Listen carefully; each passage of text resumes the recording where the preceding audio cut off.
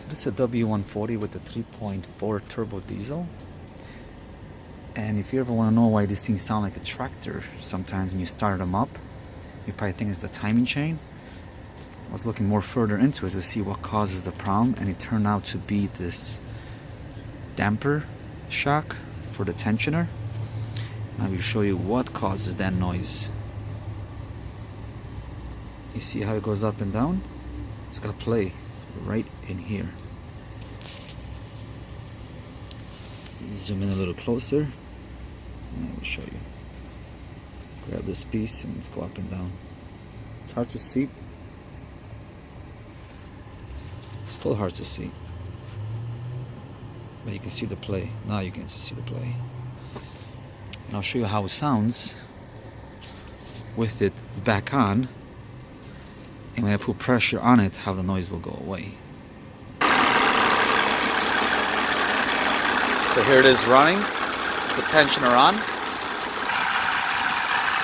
be very careful when you do this. There's a fan right here that's spinning. I'll have to put my hand on it. See how quiet it got? Loud. Quiet. Loud again. It sounds exactly like a timing chain, but that will give you a false, well, you would think it's a timing chain, but it's not. It's actually this tensioner right here that goes bad. Hear the difference?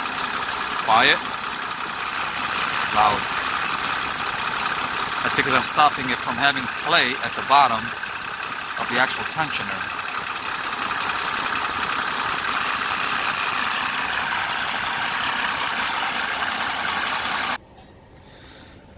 So basically, I gotta replace this tensioner because I don't think you can get the bushing.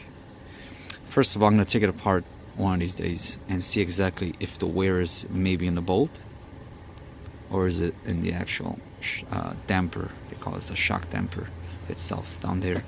So I'll get to the bottom of it and see what's causing that rattle noise that sounds like a timing chain.